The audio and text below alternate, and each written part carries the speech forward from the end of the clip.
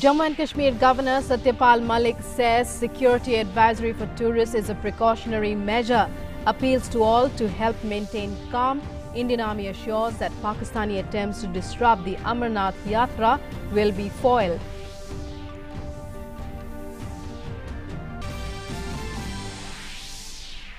President Ramnath Kovind to interact with the Indian community in Conakry in Guinea. President led the delegation-level talks with his Guinean counterpart and signed 3 MOUs yesterday.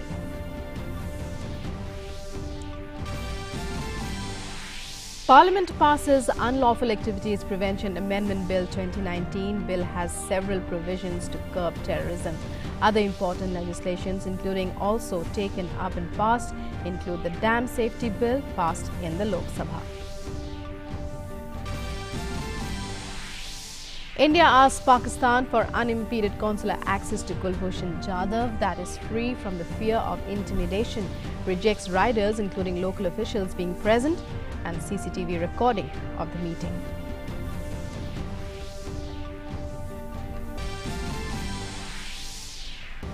Supreme Court says mediation proceedings have not resulted in resolution of the Ayodhya land dispute. The apex court to commence day-to-day hearing from the 6th of August. In international news, China vows to take necessary countermeasures to fight US President Donald Trump's latest tariffs against Chinese imports into the US.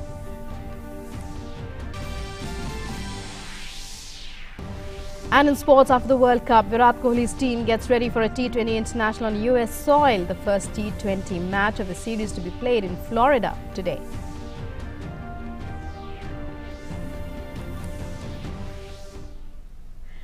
Hello and welcome to this edition of the news. I'm Rukma in our top story. Jammu and Kashmir Governor Satyapal Malik has asked a delegation of state politicians to maintain calm and not believe in rumors that are circulating in the Kashmir Valley.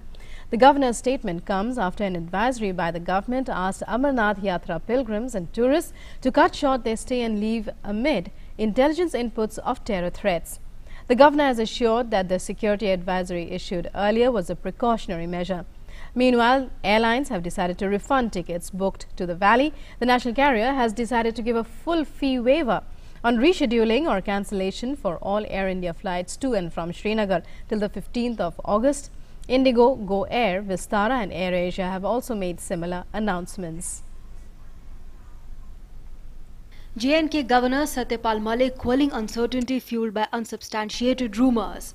He met a delegation of political leaders at short notice. Mehbooba Mufti, Shah Faisal, Sajjad Lone and Imran Ansari were part of the delegation. वो दिल्ली बात करके यहाँ लोगों को जो है इस पे assurance देंगे कि क्या होने वाला है. The governor made it clear that the advisory issued earlier in the day asking Amarnath Yatris and tourists to return was a precautionary measure based on credible and serious inputs available with the security agencies regarding plans of terror attacks on the Amarnath Yatra. The governor urged political leaders to maintain calm and not mix up a pure security measure with issues which it has no concern. Earlier in a press conference, Lieutenant General Dhillon said that during search operation, the teams of Indian Army, the CRPF and the Jammu and Kashmir Police found huge cache of arms and ammunition bearing mark of a Pakistan ordnance factory. Lieutenant General Dhillon asserted that they will never let Pakistan succeed in its nefarious intentions. Confirmed intelligence reports that terrorists backed by Pakistan Army and Pakistan are trying to disrupt, target the Shri Amarnath Ji Yatra which is going on. Caches of ammunition, explosives and weapons have been recovered along these routes, and a Pakistan Army's mine has been recovered in these searches from the caches, which clearly indicates that Pakistan Army is involved in terrorism in Kashmir. Meanwhile, the DM of Srinagar has assured people that there are sufficient stocks of essential commodities and urged them to not indulge in panic buying and hoarding. The major airlines in the country have responded to DGCA's call to refund tickets booked to the valley. The need of the hour is to maintain calm and ensure that the nefarious intentions of terrorists fueled from across the border are defeated. With Salman Qazi, Bureau Report, DD News. And now moving on, 3 significant bills were passed by the Rajya Sabha yesterday. These include the Unlawful Activities Prevention Amendment Bill 2019, the Repealing and Amending Bill 2019 and the Code on Wages 2019. The UAPA bill empowers law enforcement authorities to deal more effectively with terrorism and investigations into terror-related incidents. The Lok Sabha also passed 3 bills. They include the Jallianwala Bagh National Memorial Amendment Bill 2019, the Dam Safety Bill 2019 and the Airports Economic Regulatory Authority of India Amending Bill 2019. India has asked Pakistan to provide unimpeded consular access to Kulbhushan Jadhav in an environment free from the fear of intimidation and reprisal in the light of the orders of the International Court of Justice. India has also rejected riders, including local officials being present and CCTV recording of the meeting. This comes after Pakistan offered India consular access to Jadhav 2 weeks after the Hague-based ICJ ordered it to do the same without further delay.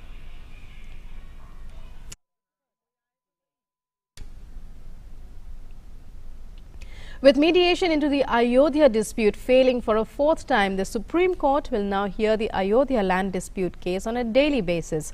From the 6th of this month, the court also told the registry office that it should keep all the material ready for the purpose of the court to hear the case on a daily basis.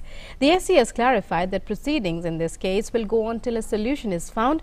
The decision has been welcomed by all parties concerned. The 5-member Constitution bench headed by Chief Justice Ranjan Gogoi will hear a total of 14 pleas that have been filed in the Supreme Court against the 2010 Allahabad High Court order. The court ruled for a 3-way division of disputed area between Sunni Waqf Board, the Nirmohi Akhara and Ram Lalla.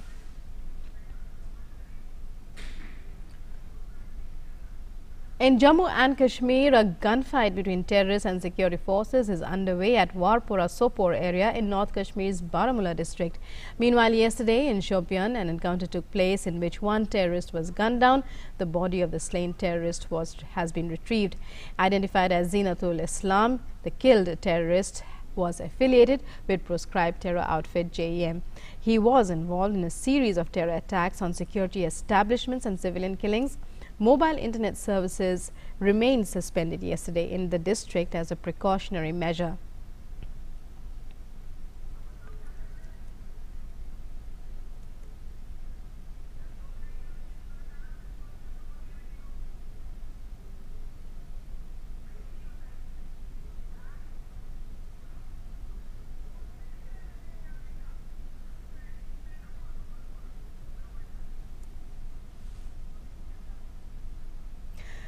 In latest updates from flood-ravaged Assam, heavy rains in the past 24 hours have again inundated areas of Chirang district. Flash floods and landslides in the district are causing havoc. In Dabilil village, more than 75 houses have been reported destroyed. Many villages have been evacuated as homes were destroyed, forcing people to take shelter in the BPF team office. More than 300 people are displaced as all access to the village is shut. The death toll in the present wave of flooding stands at 88.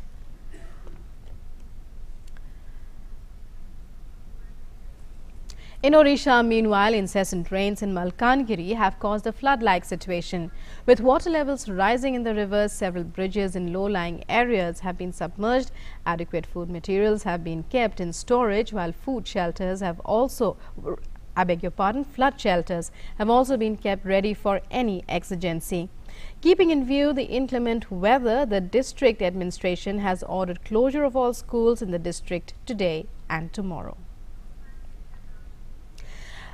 The University Grants Commission has recommended granting of Institution of Eminence status to Delhi University, Hyderabad University, BHU and IIT Madras and Kharagpur, while the recommendation for Jadavpur University in Kolkata and Anna University in Chennai has been subjected to consultation with the respective state governments. 6 others have been recommended for issue of letter of intent for the status. The decision was taken at a meeting of the University Grants Commission, where the report of the Empowered Expert Committee was considered. Among the universities that have failed to make the cut to acquire status of eminence are Aligarh Muslim University, Ashoka University, Azim Premji University, Tejpur University in Assam, Punjab University, Andhra University and Indian Institute of Public Health in Gandhinagar. And in international news, China's new UN ambassador, Zhang Jun, has warned US over the prevailing trade tensions. Zhang clarified that China's position is very clear, saying that whatever step the United States takes, they will respond in the same manner.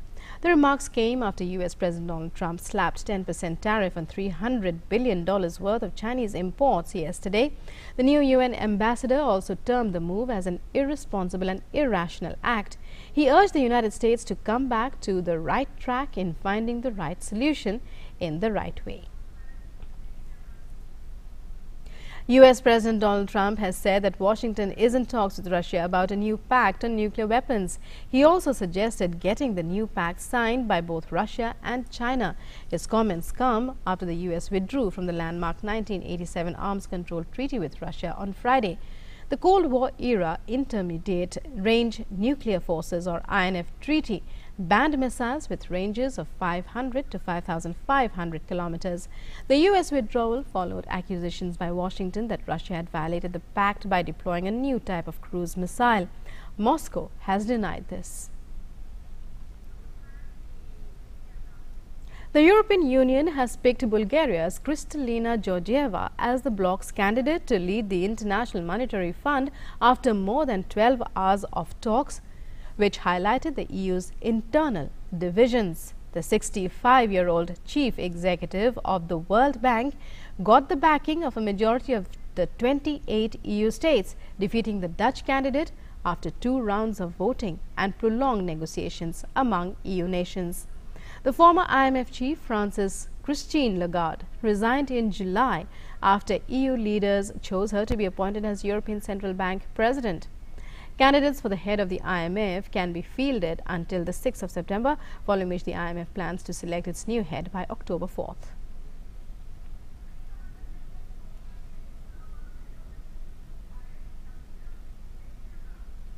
And our news from Saudi Arabia. After the lifting of the ban on women driving last year, authorities in the country have announced that women can be granted passports and travel abroad without the consent of their male guardians. From now on, a Saudi passport can be issued to any citizen who applies for it, and any person above the age of 21 does not need permission to travel. The amendments to regulations also grant women for the first time the right to register childbirth, marriage or divorce, and to be issued official family documents and be eligible as a guardian to children who are minors. Decisions taken by Saudi Crown Prince Mohammed bin Salman are being seen as part of a push to open up the conservative Muslim kingdom and transform the economy. This week marks the anniversary of the current Ebola outbreak centered in the Democratic Republic of the Congo. First declared on the 1st of August 2018, it has sickened more than 2,500 people, killing close to 1,700, making it the second worst outbreak after 2014 and 2016, which had killed more than 11,000 people in Africa. On July 17th, WHO had declared it a public health emergency of international concern. Despite vaccination and treatment efforts, people continue to get infected and die.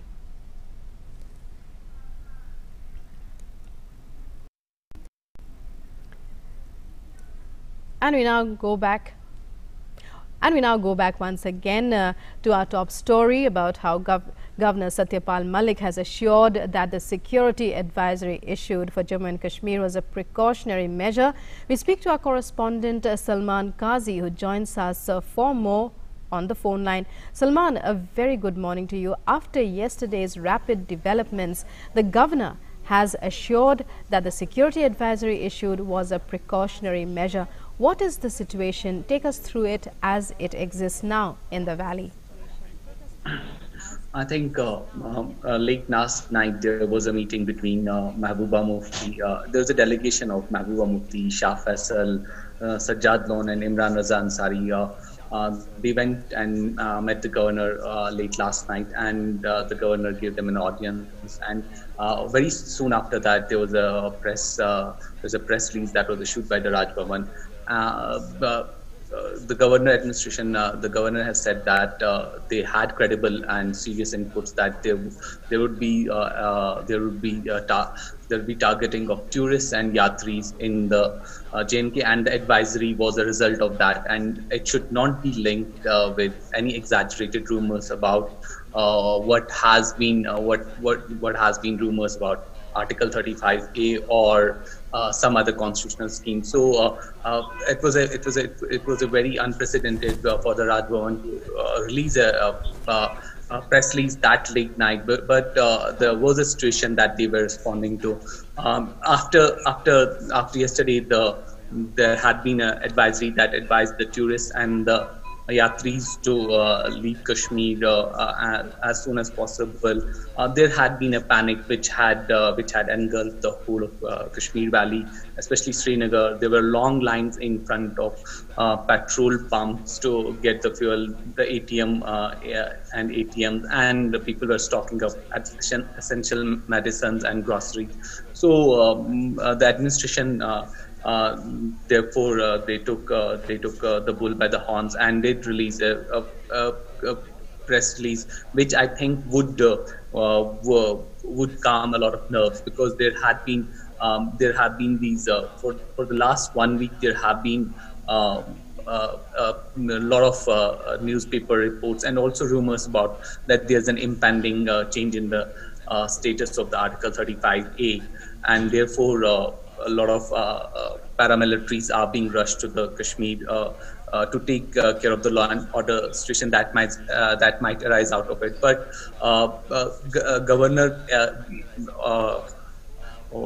Governor has come out 2 times and said that these are routine administrative and security measures, and they should not be linked with they should not be narrativized through rumor mongering and therefore play into the hands of people who don't want peace in Kashmir. So this was a very important message, and I think there would be much more calm today. But the race still yet to begin fully. But I think a lot of nerves would have calmed. Right. Well, Salman, however, shocking revelation by the army and security forces, especially considering that they are putting mines on the route of the Amarnath Yatra. Truly, the levels to which Pakistan is stooping at this point are shocking for every Indian. Yeah, definitely. There was a press conference that was done by the corps commander of the Chinar Corps and the DGP police, and they showed that they showed an anti-personnel mine and a sniper rifle. They said that these are the things that they have. These are among the things that they have taken from their search operations along the route of Yatra, and they said that this is a serious provocation, and they said that Pakistan is still, despite its rhetoric, it's still wanting to target yatris and tourists and basically target the peace in the valley. So definitely these were the huge revelations, and I think that was a very important press conference. And even in that press conference, they also said that lots of these paramilitaries and deployment, these are routine administrative matters and security matters, and they should not be seen in terms of other things. These are routine security needs, and whenever the government feels that there are needs for such things, they do come up with these things. Right. Well, Salman, and give us the status update on the encounter which we believe is on in Sopore in Malpanpora. Well, we seem to have lost contact there with our correspondent Salman Qazi, who took us through the situation in the valley after the issue of the advisory requesting of the government requesting Amarnath pilgrims to cut short their stay and return.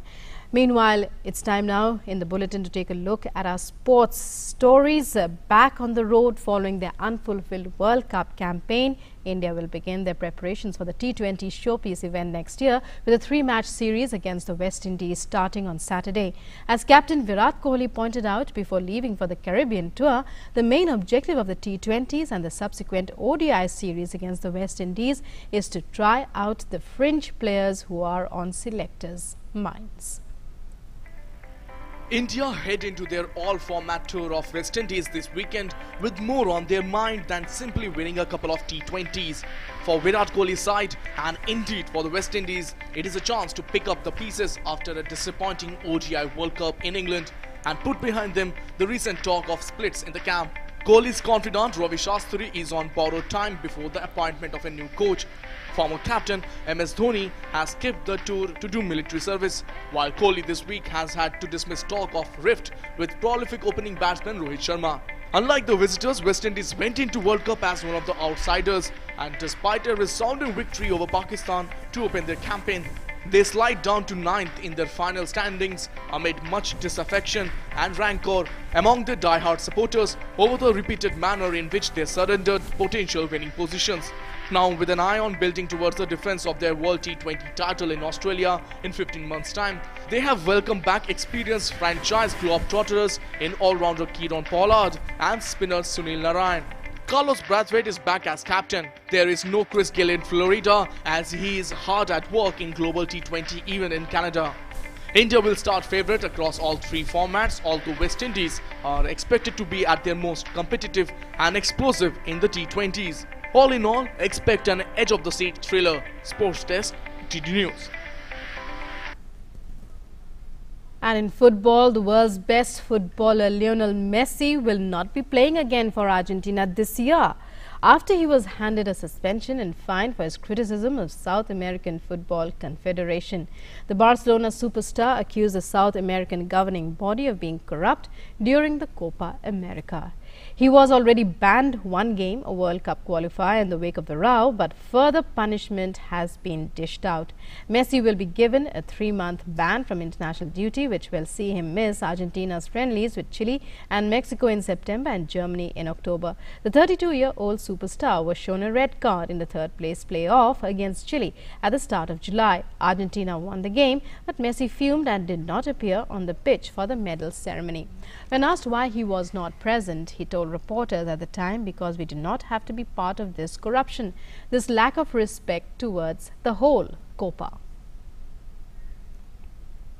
Soccer fans in South Korea are taking legal action to seek compensation after Cristiano Ronaldo failed to play in a friendly during Juventus's pre-season tour in Seoul last week.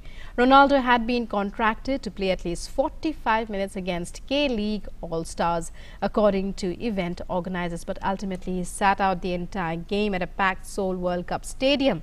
An online community was formed on South Korea's web portal to protest Ronaldo's lack of participation, and 2 members reached out to lawyer Kim Min-ki to file a lawsuit against the match organizers. The lawsuit is seeking compensation of 70,000 won per ticket, 1,000 won for the ticket commission fee and 1 million won each for compensation for mental anguish. On to news from badminton. B. Sai Praneeth sailed into the quarterfinals and stormed into the last 8 round with a comfortable 21-18, 21-19 win over compatriot Shubhankar Dey. Kidambi Srikanth, Parupalli Kashyap and H.S. Pranoy crashed out in the second round. Srikanth lost to Khosit Phetpradab of Thailand, Kashyap to Chu Tien Chen of China and Pranoy to Kenta Nishimoto of Japan. In the women's singles, 7th seed Saina Nehwal, who returned to action after nearly 2 months, squandered a game advantage to lose against unseeded Sayaka Takahashi of Japan in the second round. In mixed doubles, the pair of Satvik Sairaj Rankireddy and Chirag Shetty moved into the quarterfinals after registering a straight game win over Indonesian combination of Fajar Alfian and Muhammad Rian Argianto. The Indian duo will next play qualifiers Choi Sol-gyu and Seo Seung-jae of Korea tomorrow. Time now for the weather report.